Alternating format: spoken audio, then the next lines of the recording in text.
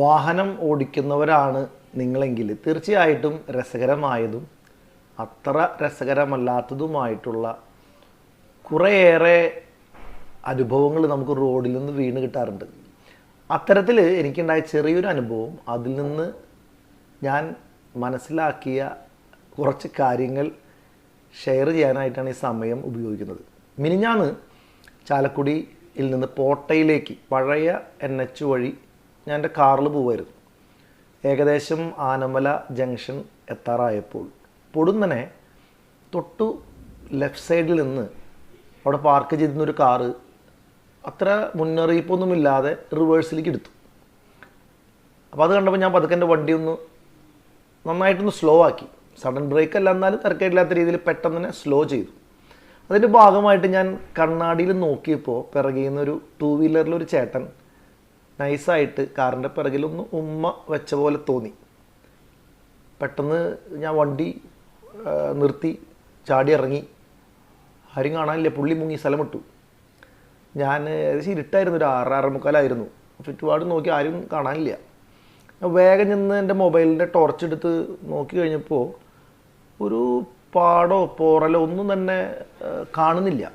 ഞാൻ ആകെ വണ്ടറായി പോയി, ഇതെന്ത് സംഭവം, വണ്ടി ഇടിച്ച് ചെറിയ ജെർക്ക് എനിക്ക് ഫീൽ ചെയ്തിട്ടുണ്ടായിരുന്നു തട്ടിയപ്പോൾ, അതാണ് എനിക്ക് തോന്നിയത്. പക്ഷെ അങ്ങനെ ഒരു പാടായിട്ടോ ഒരു ഡെൻറ്റായിട്ടോ ഒന്നും കാണുന്നില്ല. അപ്പോൾ അതിനിടയ്ക്ക് വേറെ സഹോദരൻ വന്നിട്ട് എന്താ പ്രശ്നം, വണ്ടി തട്ടിയോ? അപ്പോൾ ഞാൻ ചോദിച്ചു നിങ്ങളാണോ? ഞാൻ ചേട്ടങ്ങനെ വന്ന് നോക്കിയാണോ, ഞാൻ വണ്ടി തട്ടിയോ, എൻ്റെ വണ്ടി എന്നല്ല. അപ്പോൾ ഞാൻ പറഞ്ഞു വേറെ പുള്ളി തട്ടി, പക്ഷെ ആളെ കാണാനില്ല. ആരും ഈ ടീമുകൾ വണ്ടി നിർത്തില്ല, ഒട്ടെണ്ണം കണക്ക് ശരിയല്ല ഇവിടുത്തെ കാര്യങ്ങൾ. ചേട്ടാ ഇതിൻ്റെ പ്രശ്നം ആളപ്പോഴേക്കും ഇതിലൊക്കെ ഇടപെട്ട് കുറച്ച് ലീഡർഷിപ്പ് റോളൊക്കെ ചിലർക്ക് യാത്ര ചെയ്യുമ്പോൾ അവരുടെ ലക്ഷ്യസ്ഥാനമല്ല, അവർക്ക് ഇങ്ങനത്തെ കുറച്ച് കാര്യങ്ങൾ ഇടപെട്ട് ഒന്ന് കൊഴിപ്പിക്കാനാണ്, ആരെ കണ്ടുപിടിക്കാനും. ഒരു രണ്ടാൾ തമ്മിൽ ഒരു വാക്കുകാർക്ക് രസമല്ലേ. പക്ഷെ പുള്ളിക്ക് അതിനുള്ളൊരു താപ്പും കിട്ടണമല്ലോ. അപ്പോൾ ഞാൻ പറഞ്ഞ ആളും സ്ഥലം വിട്ടുണ്ടാവും. എനിക്ക് ചെറിയൊരു ജെർക്ക് അനുഭവപ്പെട്ടിട്ടുണ്ട്. എന്തായാലും അത് വണ്ടി തട്ടിയിട്ടുണ്ടെന്ന് പറയല്ല. പിറകിൽ നിന്നൊരു ചേട്ടൻ, ഒരു 10-55 വയസ്സ് കാണുമെന്ന് എനിക്ക് തോന്നുന്നു.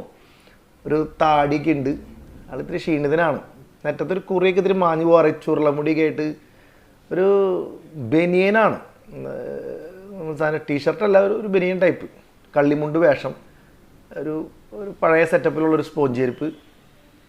പുള്ളി സൈഡിൽ വന്നിട്ട് ഇങ്ങനെ നിൽക്കണം. അപ്പോൾ ഞാൻ ആൾക്കാർ കൂടി തുടങ്ങിയല്ലോ എന്നായി. അപ്പോൾ ആ ജെർക്കിൻ്റെ കാര്യം പറഞ്ഞില്ലേ, ഞാനാണ് അതിൻ്റെ ആള്. നിങ്ങളാണോ വണ്ടി തട്ടിയത്? ഇപ്പോൾ തന്നെ വന്നിട്ട് ഞാനാണ്. അത് സാറേ. അപ്പോൾ ആൾ ചെറിയ സ്റ്റെപ്പുകൾ കാലുകൊണ്ട് വെക്കണ പോലെ എനിക്ക് തോന്നി. വെള്ളം അടിച്ചിട്ടുണ്ടോ? അത് മാത്രം ചോദിക്കരുത്, ഭയങ്കര നാണം ആൾക്ക്. സാറേ അത് ഞാൻ എന്താ വെച്ചാലേ, സാറിങ്ങനെ വന്നു കഴിഞ്ഞപ്പോൾ എനിക്ക് ചെറുതായിട്ടൊരു വണ്ടി സ്ലോ ആക്കിയപ്പോൾ ഞാൻ ഒരു തെറ്റ് ഞാൻ സമ്മതിച്ചു. അത് എനിക്ക് യാതൊരു വിരോധവും ഇല്ല സമ്മതിക്കുന്നത്. അത് ഞാൻ പിന്നെ വണ്ടി എനിക്ക് അങ്ങോട്ട് പോകണ്ടാവും, ഞാൻ റൈറ്റ് എടുത്തു, അത് കഴിഞ്ഞ് നിന്നു. അപ്പോൾ സാറ് ഇപ്പോൾ വണ്ടി നിർത്തിയിട്ട് നോക്കണം കണ്ടു കഴിഞ്ഞപ്പോൾ എനിക്ക് തോന്നി ഞാൻ ഒന്ന് പറയേണ്ടത് എൻ്റെ ഒരു കടമയാണ്. ചേട്ടൻ വെള്ളം അടിച്ചിട്ടാണോ വണ്ടി ഓടിച്ച് ഇങ്ങനെയൊക്കെ ഇടിക്കണേ? വെള്ളം അടിച്ചിട്ടുണ്ടോ? അത് ചോദിക്കരുത്, പിന്നെ നാണം. എന്ത് ചെയ്യുന്നു? അപ്പോൾ ആളിങ്ങനെ എക്സ്പ്ലെയിൻ ചെയ്യണ്. ഞാൻ എൻ്റെ പൊന്നു ചേട്ടാ, ഞാനെന്ത് ലേശം അടിച്ചിട്ടില്ല എന്ന് ഞാൻ പറയണില്ല, വേറെ വിഷയം നോക്കണ്ട. എൻ്റെ നമ്പറൊക്കെ കഴിച്ചെടുത്തോ. അതെ ആൾ നമ്പർ തന്നു. എൻ്റെ പേരിന്നതാണ്, സ്ഥലം പരിഹാരത്താണ്.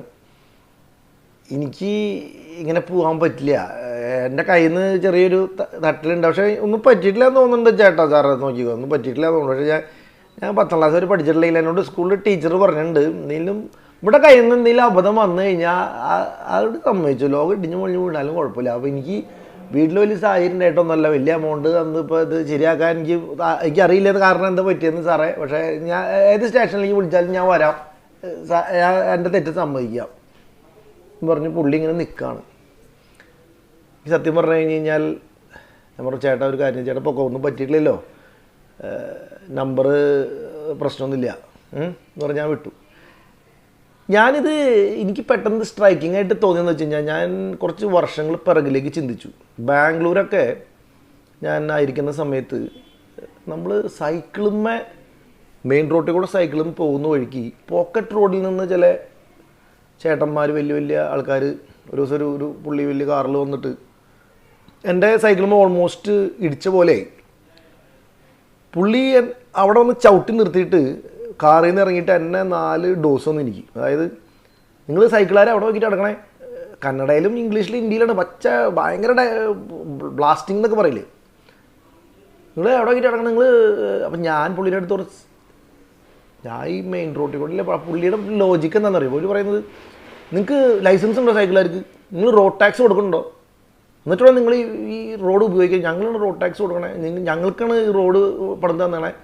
ഇതൊക്കെയാണ് ഇവരുടെ ഡയലോഗ്. ഇതുപോലെ തന്നെ ബാംഗ്ലൂർ പലതവണ ഒരു ഒരു ദിവസം പിറകിൽ നിന്ന് വന്ന് ശരിക്കും ഇടിച്ചിട്ടുണ്ട്. 100% മിസ്റ്റേക്ക് അവരുടെ ഭാഗത്താണ്.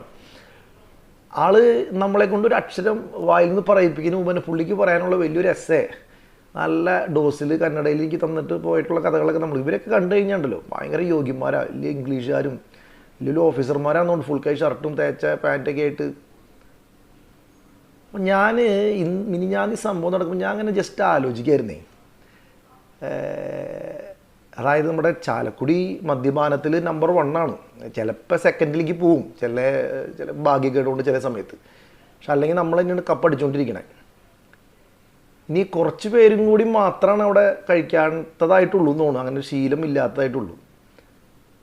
ഞാൻ സത്യം പറഞ്ഞു കഴിഞ്ഞാൽ ആലോചിക്കുന്നത്, അല്ലെങ്കിൽ എനിക്ക് പറയാൻ ആഗ്രഹിക്കുന്നത്, എൻ്റെ പൊന്ന് മദ്യപാനികളെ, നിങ്ങൾ ഇതുപോലെ നന്നായിട്ട് പെരുമാറരുത്. കാരണം ഇത് കഴിക്കാനൊരു ടെൻഡൻസി ചിലപ്പോൾ ഇതുപോലത്തെ പെരുമാറ്റങ്ങളിൽ നമുക്ക് തോന്നും.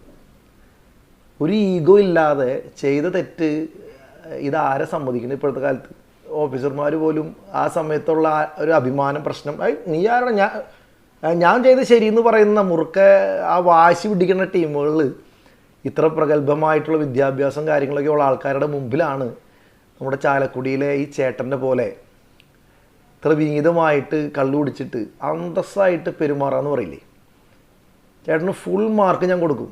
പക്ഷേ ചേട്ടനോട് എനിക്ക് പറയാനുള്ള കാര്യം എന്ന് അറിയോ, നിങ്ങളിങ്ങനെ ഞങ്ങളെ പ്രോത്സാഹിപ്പിക്കരുത്. നിങ്ങൾ ഇതുപോലെ നന്നായിട്ട് പെരുമാറി കഴിഞ്ഞാൽ ബാക്കി കുടിക്കാത്തവരും കൂടി ചിലപ്പോൾ ഈ ഈഗോയും ഈ വാശിയും വൈരാഗ്യവും മാറി ചിലപ്പോൾ കുടിച്ചിട്ട് നന്നാവാന്ന് വിചാരിച്ചു കഴിഞ്ഞാലേ പിന്നെ അവസ്ഥ അറിയാലോ ചാലക്കുടിയുടെ. എന്തായാലും നന്ദി, നമസ്കാരം.